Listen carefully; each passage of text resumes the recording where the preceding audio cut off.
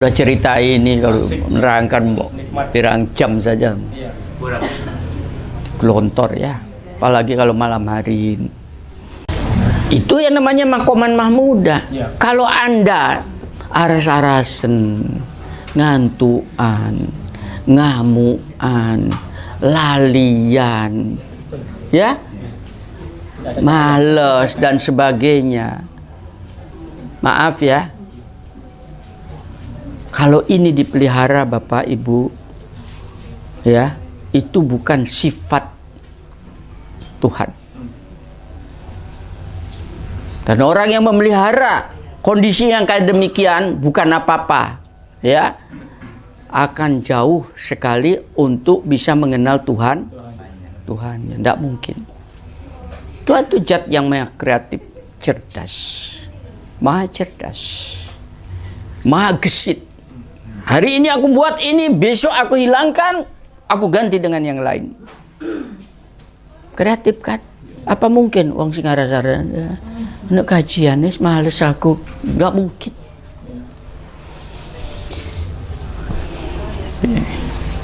Ya nanti kapan-kapan betul-betul Asmaul Husna itu dihayatin. Satu saja, setetes saja daripada Asmaul Husna. Ya, namanya Ar-Rahman itu saja. Diambil sedikit saja gitu sudah menghidupkan Anda.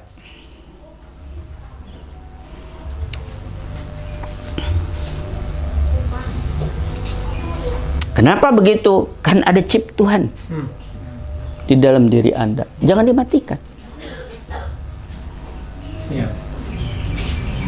Pak, saya ngantuan Pak dan sebagainya. Ada sesuatu manajemen yang salah pada diri Anda. Ngantuan itu satu, pola makan yang keliru. Ya, terlalu banyak karbohidrat pasti menggiling. Energi larinya ke perut. Ya, padahal ini memerlukan kecerdasan. Tidak bisa. Ngantuan dan sebagainya berarti rohaninya dikotorin dengan problema-problema yang harusnya dibersihkan. Bingung. Nah, ini salah satu diantaranya tadi aku naikkan derajat kamu ke derajat makoman mahmudah. Kenapa pada saat itu Anda dialog dengan Allah? Hanya berdua-duaan. Robbi, aku hadir di dalam majelismu yang dicontohkan oleh Rasulmu pada akhir malam ini. Terimalah kehadiranku. Perkenankanlah aku selalu berdua-duaan dengan Engkau. Baik dalam aku sendirian seperti malam ini, maupun dalam keramaian. Bisa diikutin ya. Enakan diskusinya. Tuhanku, perkenankanlah ini menjadi pintu masukku untuk bisa bertemu di dalam majelismu nanti di yaumil akhir. Agar supaya aku tidak jauh dari sisimu. Di sana kan ada majelis Tuhan ya. Apa itu namanya? Surga itu majelis Tuhan. Tempat pertemuan dengan ilahinya. Bagaimana mungkin kalau di dunia saja tidak pernah merasakan kehadiran Allah. Padahal sudah digerojok. Aku ini amat dekat, lebih dekat daripada urat lehermu sendiri. Pernah dirasakan itu? Bapak saya sibuk bisnis dan sebagainya, jualan dan sebagainya. Maaf.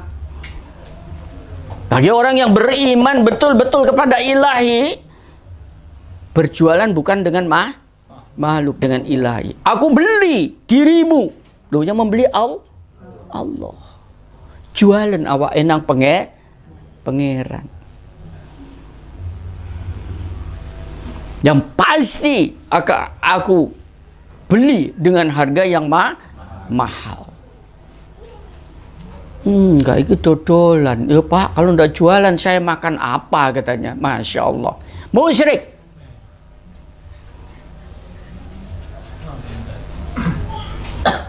Nanti pada tingkat, nah itu makanya tadi yang dinamakan peraturan, ini namanya itu yang disebut dengan hakikat kehidupan. Baru akan bisa mengenal tentang Tuhan.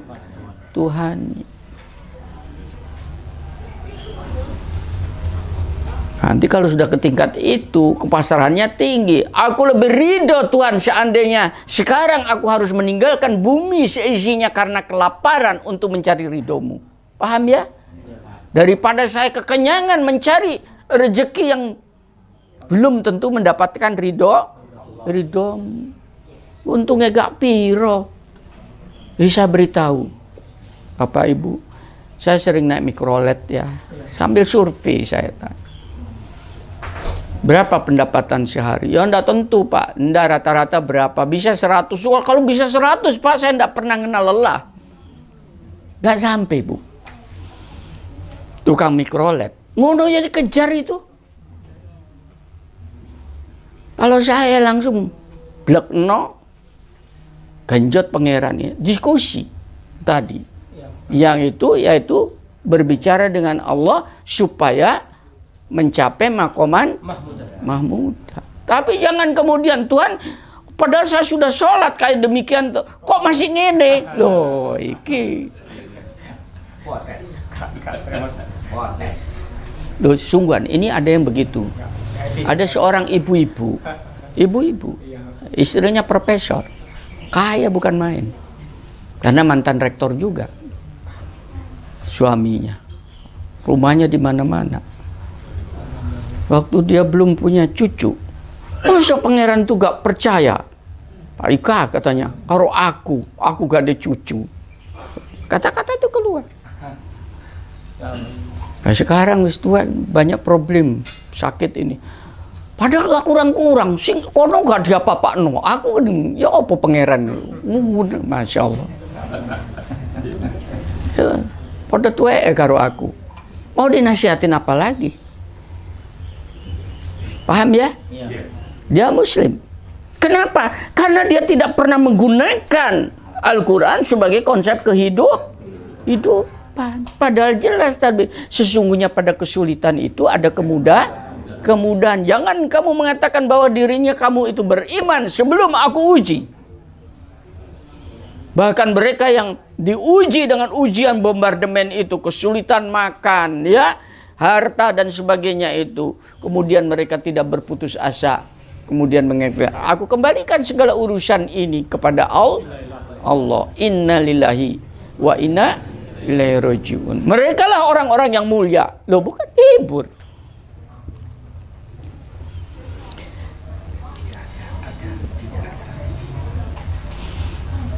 Nah, ini cara menghadirkan bahwa Tuhan itu berperan dalam kehidupan kita, kan usahanya sendiri. Waduh, seakan-akan kita tidak ada apa-apanya, tidak ada. Ya, kemarin pejabat-pejabat yang hadir di tempat saya itu, dekan-dekan, PR, jangan pernah dalam pikiran Anda merasa bahwa Anda hebat, Anda pinter. Tidak ada apa-apanya. Sekalipun Anda profesor doktor, sekalipun Anda pejabat,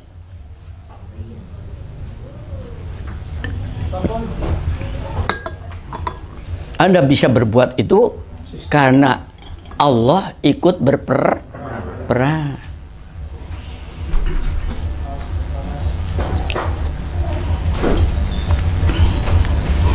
Tapi ngoci mat ya gak iso untuk sampai pemahaman itu tadi. Ya. Bangkit malam itu tadi dalam rangka sebagai sebuah waktu. Hanya itu, waktu yang terdekat dengan Allah. Ada beberapa waktu sebetulnya. Sholat malam kalau harian ya.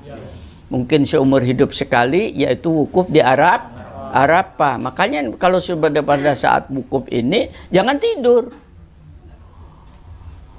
Pada saat itu, kenapa orang sakit pun ditaruh di Arafah pada waktu saat haji. Rasakan panas, pancetnya panas, justru di situ perjuangannya. Turun di tenda, kapan maghrib tenda pulang? Loh, dinikmatin. Saya tahun kemarin haji. Itu justru saya keluar tenda, saya menikmatin. Itu hampir 50 derajat ya panasnya padang pasir itu. Ya. Kenapa menjadi kuat? Karena itu sebuah doa. Pada saat nanti yaumul kiamah, dunia seisinya kita akan dibangkitkan. Pada waktu itu ada yang namanya hari perhitungan. Kita dikumpulkan di padang mahsyar yang panasnya bukan main katanya. Ya, kita tidak tahu. Panasnya Arafah saja sudah ngomel. Ya, dinikmati. Berdoa di situ. Agar supaya nanti pada saat pertemuan menanti pengadilan Tuhanku tidak ada perlindungan kecuali perlindungan Allah. Jadikan ini menjadi sebuah medium antara agar supaya menjadi perlindungan aku di yaumil akhir nanti. Ya? Itu. Dan pada hari berbangkit nanti setiap individu akan ditanya person satu persatu. Maka tolong sekaranglah saatnya untuk dihapuskan segala kesalahan. Karena aku malu seandainya itu dibuka di dalam sidang paripurna di depan umum, akan kebobrokan diriku. Dan lebih jahat lagi bagi diriku, karena aku akan semakin jauh dengan Engkau Zat yang Maha Suci. Sekaranglah saat bersikap. Bukankah Engkau telah berfirman di dalam Quran, wahai hamba-hambaku yang telah banyak berbuat kesalahan, ya, jangan kalian berputus asa terhadap Rahman Rahim Allah. Sungguh Allah mengampuni dosa-dosa sebanyak apapun.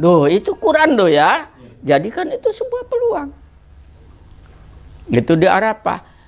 Malam hari gunakan itu. Karena itu Arafahnya harian. Itu kan ayatnya itu toh.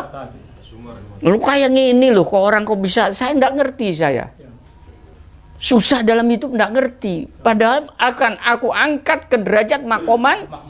Bukankah engkau berjanji Tuhan bahwa aku akan diangkat ke derajat makoman? Aku percaya insya Allah. Makoman Mahmudah ekonominya gampang ya.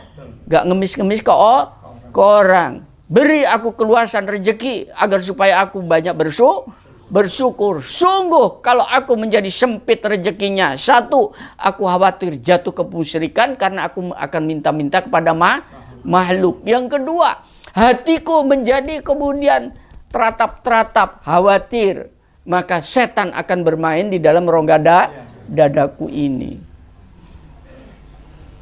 Alat diskusi. Beri aku kesehatan Tuhanku agar supaya aku bisa tegar, berbuat produktif di dalam sisa hidup ini, bisa membantu sesama. Bukan dituntun orang, tapi nuntun orang. Itu loh. Dituntun kadang-kadang bangga itu, karena menunjukkan bahwa dia sudah baikkan, nggak minggir. Iya. Boys kan? Iya. Islam itu boys kan? Boys. Betul. Iya. Muda tetap. Darah muda kan gitu ya. Semangatnya yang muda. Jangan cepat layu sebelum berkembang, nggak enak. Belum berjuang, nggak nutut, kesel, berarti Anda sudah berpersangka buruk terhadap Tuhan. Tidak, beri ketegaran. Itu sudah tiap hari malam itu. Insya Allah akan dikasih kemudahan dalam segala hal. Ya. Nggak tanya pada saya. Doa nantinya Bu, kalau sudah kayak demikian itu gak dungo Tuhan itu ngerti isinya hati.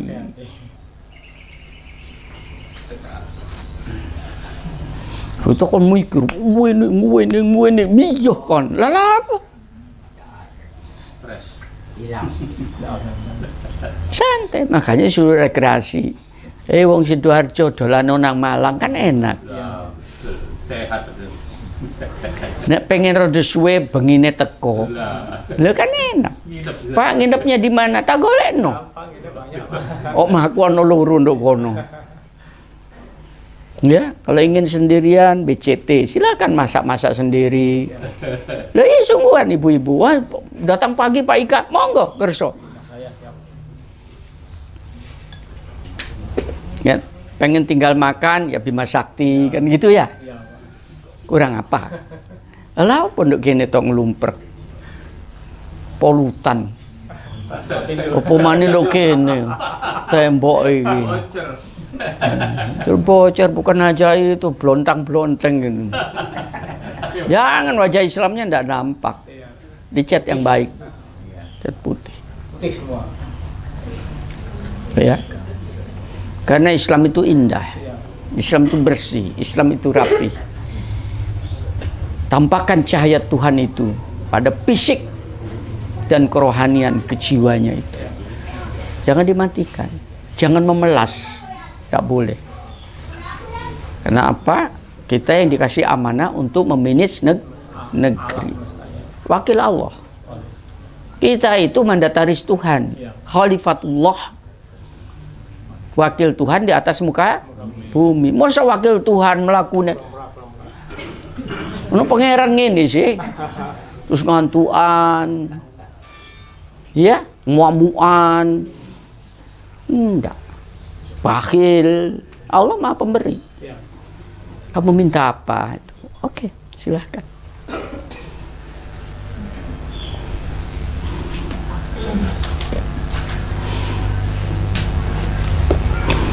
Orang yang bisa kayak demikian itu orang yang kaya. Bukan orang yang numpuk harta, tapi orang yang bisa membantu sesama. Sama itu orang kaya.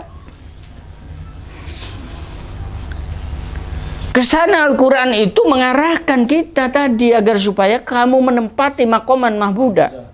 Ayat berikutnya, waqul robbi adkhilni mudkhala sidqi wa akhrijni mukhraja sidqi waj'alni min ladunka sultanan nasira. Apa itu Tuan baca terjemahnya?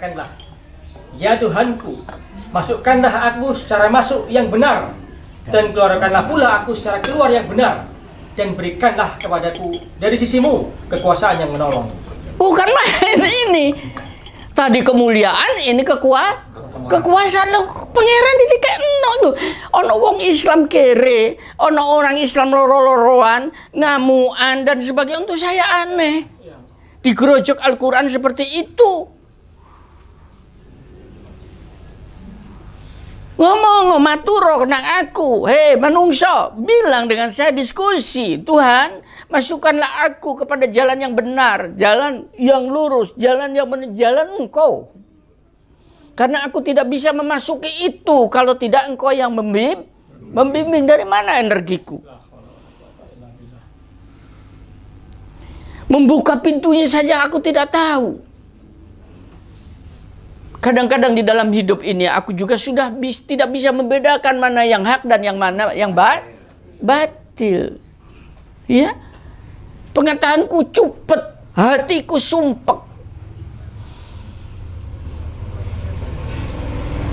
Itu. Matur ke saya, diajari, doanya diajari. Dialog dengan aku, minta Tuhan masukkan ke tempat yang mulia di sisimu tadi itu.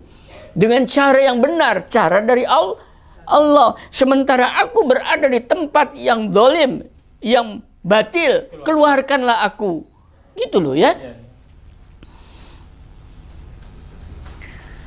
Nah untuk kayak begitu itu, berilah aku kekuatan, kekuasaan. Aku terjerat dengan sistem sosial manusia yang begini. Bahwa hidup itu harus mencari rezeki. Salah.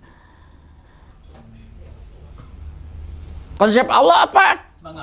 Harus mengambil rezeki. Tuhan, jangan Engkau suruh aku mencari rezeki, tapi perkenankan di mana aku harus mengambil rezeki. Itu maksudnya. Itu kan enak ya. Makanya baca Quran itu pelan-pelan, itu sebuah dialog, diskusi. Sekarang matur Tuhan, aku dengan diskusi dengan Engkau atas dasar bimbingan-Mu. Semoga Engkau perkenan, Engkau dengar, pasti dan pasti didengar dan dipenuhi. Itu kepastian itu harus kok Pak, kok belum dan sebagainya. Caranya keliru. Atau justru itu pemeliharaan. Pak Kadir di gerojok kono bablas angine. Ojo ngamuk. Ini latihannya ngono. Kalau wah aku nggak iso, enggak. Kalau kayak begini ini begitu. Sudah gosok apa silahkan. Panjangnya aku tidak mempunyai kekuasaan apa-apa. Aku ini bodoh. Aku ngerti tentang agama. Aku ingin tahu. Saya bilang terangkan ini Quran ini isinya. Saya tantang di mana-mana. Hei Ustadz, terangkan Quran ini yang benar.